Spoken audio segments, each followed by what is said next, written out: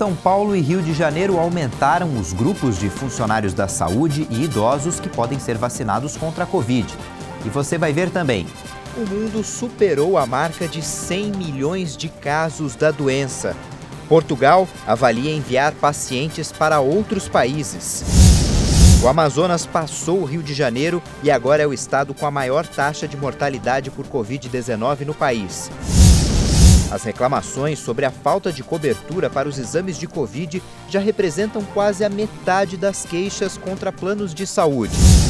E um remédio produzido por uma empresa espanhola teve resultados promissores contra o novo coronavírus. Você vai ver a partir de agora no Jornal Toda Hora, edição da tarde. Olá, boa tarde. As prefeituras de São Paulo e Rio de Janeiro ampliaram a vacinação contra a Covid-19 e todos os funcionários de unidades básicas de saúde já estão sendo imunizados. Todos os funcionários que atuam em hospitais públicos e privados que são referência no tratamento contra a Covid-19 em São Paulo, além dos funcionários de unidades básicas de saúde como UPAs, prontos-socorros, prontos atendimentos, AMAs, UBSs e todos os agentes comunitários de saúde vão ser vacinados. As doses também incluem os que trabalham na cozinha, na limpeza, na administração e na coleta de exames. Também estão na lista de prioritários idosos em centros de acolhidas e pessoas com transtornos mentais que moram em residências terapêuticas. O aumento do público-alvo da vacinação ocorre após o recebimento de mais de 165 mil doses da vacina AstraZeneca, desenvolvida em parceria com a Universidade de Oxford e importada da Índia pelo governo federal. No Rio de Janeiro também começou uma nova fase de vacinação contra a Covid-19. Até o dia 3 de fevereiro, profissionais nas redes pública e privada devem receber as doses nas clínicas da família e nos centros municipais de saúde. Esse também é o prazo para finalizar a vacinação dos funcionários de urgência e emergência das unidades hospitalares envolvidos no atendimento à Covid-19 e dos que realizam exames para a detecção da doença. A Secretaria de Saúde do Estado de São Paulo confirmou ontem os 3 primeiros casos da nova cepa do coronavírus identificada em Manaus, no Amazonas. É a primeira vez que a variante foi confirmada em outro estado brasileiro. O diagnóstico foi feito pelo Instituto Adolfo Lutz. Recife iniciou oficialmente hoje de manhã a vacinação em idosos com mais de 85 anos. 9 centros de vacinação com mais de 60 pontos de imunização foram montados na capital pernambucana. A cidade conta com 65 salas de vacinação, além de 3 pontos drive-thru para imunizar os idosos com mais de 85 anos. A capital pernambucana recebeu mais de 16.520 doses da vacina Oxford AstraZeneca. Os centros vão funcionar todos os dias e, para ser imunizado, é necessário fazer um cadastro e o agendamento online. Os idosos que não conseguirem fazer esse cadastro podem preencher os dados no sistema, nos centros montados pela Prefeitura e com a ajuda de profissionais. As novas 11 mil doses da Coronavac que o Recife recebeu continuam sendo aplicadas nos trabalhadores de saúde da linha de frente e nos profissionais das instituições de longa permanência para idosos, além de residências inclusivas. A Prefeitura já vacinou 100% das pessoas acima de 60 anos que vivem nos abrigos regulamentados pelo SUS e as pessoas maiores de 18 anos com deficiência severa que estão institucionalizadas. O Amazonas já se tornou o estado com a maior taxa de óbitos por Covid-19 no Brasil. O avanço da segunda onda e a nova cepa mais contagiosa agravaram a situação da saúde na região. O Amazonas ultrapassou o Rio de Janeiro e se tornou o estado com a maior taxa de mortalidade por Covid-19 no Brasil desde o início da pandemia. Dados da plataforma que monitora a evolução da doença no país, da Fiocruz, apontam que já são 172 óbitos a cada 100 mil habitantes. A crise no estado se agravou com o avanço da segunda onda de coronavírus e com a circulação de uma nova cepa ainda mais contagiosa. E a falta de oxigênio nos hospitais das redes pública e particular fez com que o sistema de saúde entrasse em colapso. O problema no estado começou no dia 14 e, em uma semana, a procura por oxigênio cresceu, agravando a situação nos hospitais. Mais de 300 pacientes foram transferidos para serem tratados em outros estados. Agora, o Amazonas corre o risco de um novo colapso no fornecimento de oxigênio se a demanda aumentar nos próximos dias. A única produtora na região atingiu o limite máximo de fornecimento de oxigênio. Na última semana, o Amazonas registrou uma média de 135 óbitos diários, o que faz o estado subir no ranking semanal, perdendo apenas para São Paulo, que tem uma população 10 vezes maior. A taxa de mortalidade registrada no Amazonas é maior que a dos piores momentos da pandemia em países como a Itália, que viveram dias dramáticos em meados de 2020. A taxa de letalidade no Brasil varia entre 1% e 2%, e no Amazonas já está em 5%. A Justiça Federal do Amazonas suspendeu a distribuição de todas as doses de vacina produzidas pela AstraZeneca em Manaus. A remessa aos outros municípios do Amazonas deverá continuar. Essa decisão foi tomada por causa das denúncias de desvios de vacinas e dos fura-filas na capital do estado. A decisão determina que a Prefeitura de Manaus garanta que haverá transparência na programação e na vacinação das pessoas. O Ministério da Saúde informou que o Brasil já passou de 218 mil mortes pela Covid-19 e a média móvel de óbitos continua acima de 1.000 por dia. O país voltou a registrar mais de 1.000 mortes em 24 horas. Foram confirmadas 1.214 vítimas a mais do que no dia anterior. E o total de óbitos por Covid desde o início da pandemia subiu para 218.878. O Brasil também contabilizou mais 61.963 diagnósticos positivos para o coronavírus. Com isso, o total passou de 8.933.000 casos. A média móvel de mortes nos últimos 7 dias agora está em 1.055. É o patamar mais elevado desde 23 de julho, quando chegou a 1.056 vítimas. Já a média móvel de casos segue acima de 50.000 desde 9 de janeiro. Agora, atingiu 51.356 contaminados por dia. E para combater a pandemia, a campanha nacional de vacinação já imunizou 956.751 pessoas contra a Covid-19. Agora, no mapa que revela a evolução da doença por estados, podemos observar que as altas continuam em 5 deles: Amazonas, Goiás, Mato Grosso, Minas Gerais e Roraima. Em outras 18 unidades da federação não foi registrada muita variação no número de mortes. Estão em estabilidade Acre, Alagoas, Bahia, Ceará, Distrito Federal, Espírito Santo, Maranhão, Mato Grosso do Sul, Pará, Paraíba, Pernambuco, Piauí, Rio de Janeiro, Rio Grande do Norte, Rondônia, São Paulo, Sergipe e Tocantins. Em queda dessa vez estão apenas 4 estados: Amapá, Paraná, Rio Grande do Sul e Santa Catarina. Quase 30 milhões de brasileiros já fizeram algum teste para a Covid-19. E de cada 10 pessoas, 2 apresentaram o resultado positivo para a doença. Mas esse número poderia ser até maior se os planos de saúde não colocassem tantos obstáculos para a realização desses testes. Nas ruas é muito comum encontrar pessoas que fizeram o teste para a Covid-19. Já fez. E qual foi o resultado? Negativo. No momento que eu estava com dores, sintomas, pensando em sintomas, eu fiz o teste para ver se realmente estava ou não. E graças a Deus não tive. Já fez o teste para a Covid-19? Já.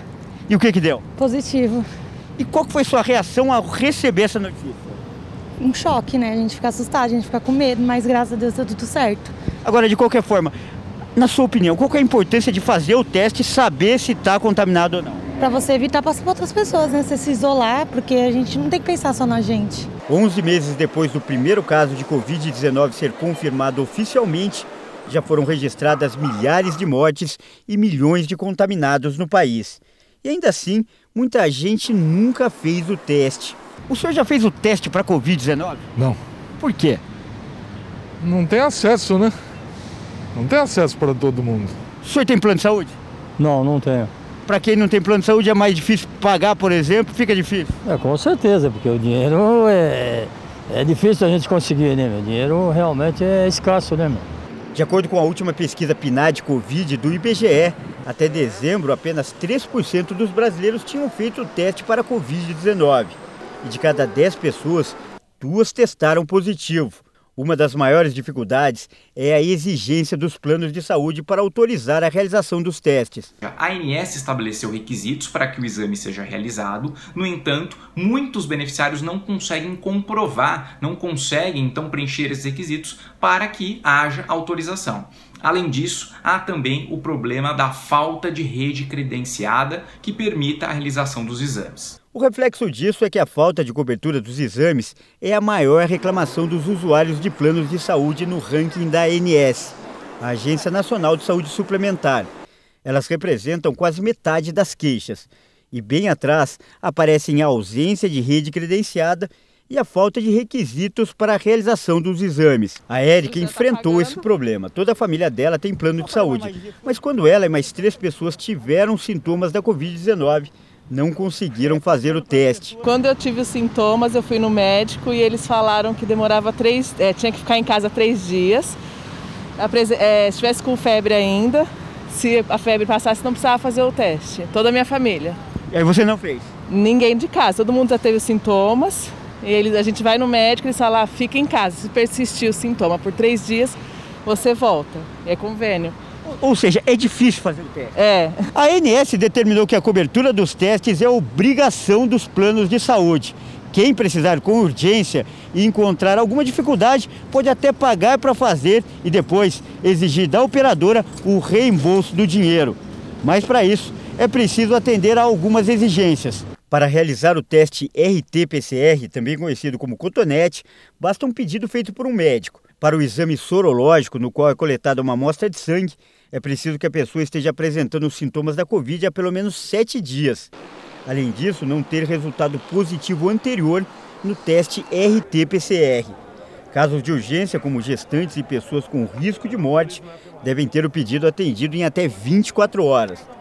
O advogado afirma que é fundamental ficar atento ao contrato e aos prazos de carência. A nossa primeira orientação é de conferir se todos os requisitos foram preenchidos, se não faltou alguma coisa que impediu, que gerou essa negativa. Em segundo lugar, checar os prazos de carência do contrato, se não há nenhuma observância, nenhuma cláusula, nenhuma condição. E se mesmo assim permanecer a negativa, nossa orientação é de que entre em contato, formalize uma reclamação junto à ANS contra aquela operadora. Depois do intervalo, você vai ver que por causa da crise no atendimento de pacientes com Covid, Portugal avalia enviar pacientes para outros países. A gente volta já.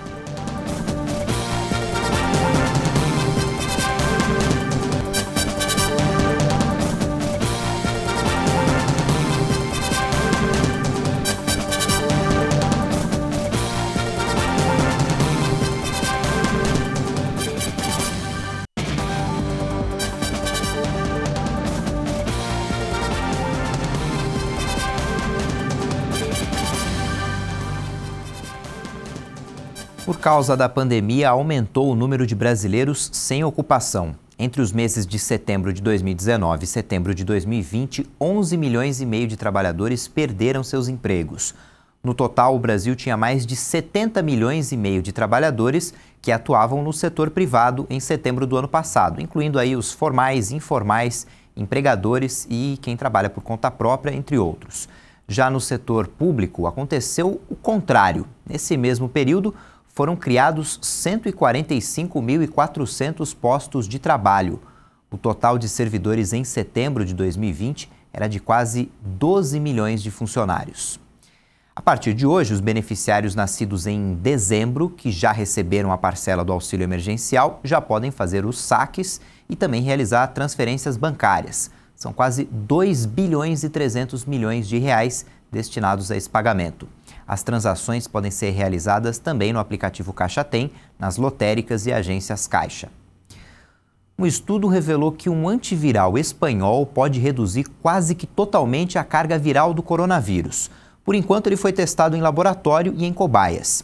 Pesquisadores classificaram a plitidepsina como o remédio mais promissor descoberto até agora. Um medicamento antiviral chamado plitidepsina, produzido pela empresa espanhola Farmamar e testado em laboratórios da França e Estados Unidos, demonstrou causar uma redução de 99% na carga viral do coronavírus. Os cientistas disseram que os experimentos in vitro e in vivo já realizados com este medicamento apresentaram, além de uma eficácia antiviral, um perfil de toxicidade promissor. Os resultados foram publicados na revista Science. Em 2 cobaias diferentes infectadas pelo coronavírus, o ensaio demonstrou uma redução na replicação viral e comprovou uma diminuição nas cargas virais nos pulmões dos animais. Os pesquisadores acreditam que os resultados positivos sugerem que a plitidepsina deve ser seriamente considerada nos ensaios clínicos ampliados para o tratamento da Covid-19. A PharmaMar está em negociação com vários órgãos reguladores para iniciar os ensaios previstos para a fase 3. Vamos atualizar agora a situação da pandemia no mundo todo. O mundo alcançou 100 milhões de casos. São 100.364.000 pessoas contaminadas desde o aparecimento do novo coronavírus em dezembro de 2019. Segundo o levantamento da Universidade Johns Hopkins, cerca de 2.160.000 pacientes morreram por complicações causadas pela doença. O número de mortes diárias continua aumentando lentamente, de 10 mil no início de dezembro do ano passado para cerca de 14 mil mortes por dia nos últimos 7 dias. Em Portugal, as mortes por Covid-19 atingiram um novo recorde. O sistema de fornecimento de oxigênio de um grande hospital perto de Lisboa falhou parcialmente por uso excessivo. O governo do país já avalia a possibilidade de pedir ajuda internacional e enviar os pacientes para outras nações. Em Lisboa, houve transferência de pacientes entre hospitais. Isso porque o sistema de fornecimento de oxigênio não foi suficiente para o grande número de doentes. Ambulâncias escoltadas por policiais chegaram ao Hospital de Santa Maria, onde outras ambulâncias já estavam esperando. Segundo o site Our World in Data, é a maior média semanal de casos e mortes por milhão de pessoas. A ministra da Saúde, Marta Temido, disse à emissora RTP que o país já avalia a possibilidade de pedir ajuda internacional e enviar os pacientes para outras nações. Portugal está em regime de confinamento desde 15 de janeiro. E nessa semana deve acontecer a prorrogação do estado de emergência no território português por mais 15 dias. No segundo semestre desse ano, o laboratório francês Sanofi vai fabricar a vacina contra a Covid-19 das suas concorrentes, a Pfizer e a BioNTech. O laboratório Sanofi detalhou em um comunicado que vai assumir as últimas etapas de fabricação para fornecer à União Europeia mais de 125 milhões de doses da vacina contra a Covid-19. Foi um pedido do governo francês para que a Sanofi estudasse a possibilidade de disponibilizar suas cadeias industriais para aumentar a produção das vacinas já existentes.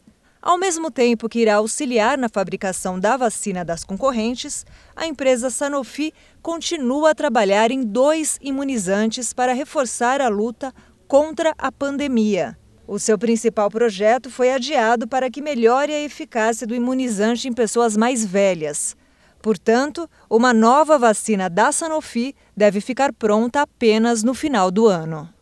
A gasolina ficou 10 centavos mais cara nas refinarias. O reajuste da Petrobras foi de 5%. O diesel ficou 9 centavos mais caro, uma alta de 4%.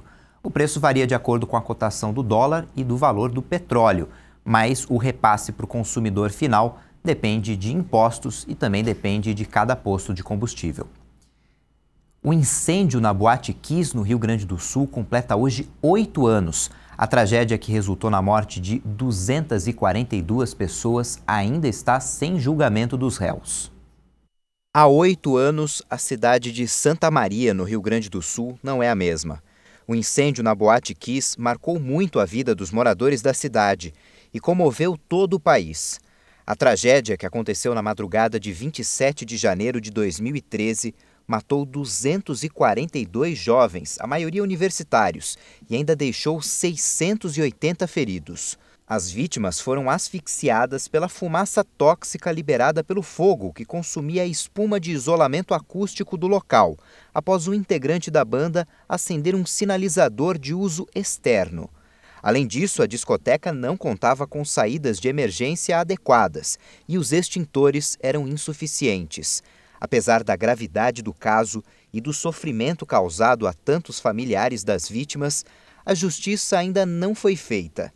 4 réus aguardam o júri popular, que não tem data para acontecer. Os empresários e sócios da Boate Kiss, Elisandro Calegaro Spor e Mauro Londero Hoffman, além do vocalista da banda Gurizada Fandangueira, Marcelo de Jesus dos Santos, e o produtor do grupo musical, Luciano Bonilha Leão, respondem por homicídios e por tentativas de homicídios, de acordo com o número de mortos e feridos. Todo dia 27 de janeiro é marcado por homenagens às vítimas do incêndio de Santa Maria. Este ano, por causa da pandemia, as homenagens devem acontecer de forma virtual. Os participantes do Enem, o Exame Nacional do Ensino Médio, que fizeram a prova impressa nos dias 17 e 24, já podem conferir o gabarito oficial do exame. O gabarito está no portal do INEP e os resultados das provas e da redação vão ser divulgados no dia 29 de março. 10 jogadores do Corinthians estão com Covid-19. Todos estão assintomáticos e foram afastados do elenco. Os jogadores Danilo Avelar, Everaldo, Guilherme Castellani, Léo Santos, Luan Montuan, Matheus Davó, Ramiro, Juan Oliveira e Walter vão desfalcar o time no jogo de amanhã contra o Bahia e na partida contra o Ceará, que vai ser na semana que vem. Ontem no Allianz Parque, Palmeiras e Vasco empataram em 1-1 pelo Campeonato Brasileiro e o Vasco somou assim um ponto importante fora de casa na luta para fugir do rebaixamento. Depois da partida, o técnico Vanderlei Luxemburgo falou sobre reencontrar o Palmeiras, que foi seu último clube. Encontrar o Palmeiras eu já tive em outros clubes e já reencontrei o Palmeiras algumas vezes.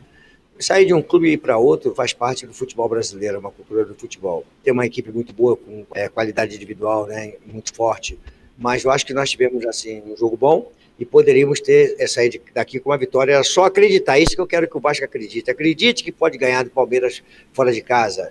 É uma coisa que nós temos que mudar, essa coisa do Vasco jogar com receio de agredir o adversário fora de casa. Não, temos que jogar. O Vasco é muito grande, então tem que jogar, tem que acreditar. Valeu, o resultado foi bom. Nós subimos um ponto. Nós estamos buscando nosso objetivo. Mas eu acho que tem que ir com o sentimento que dá para fazer mais alguma coisa. Essa edição fica por aqui. Você acompanha outras informações com a Juliana Dariva daqui a pouco. Você pode rever nossas reportagens no YouTube. Tchau, boa tarde.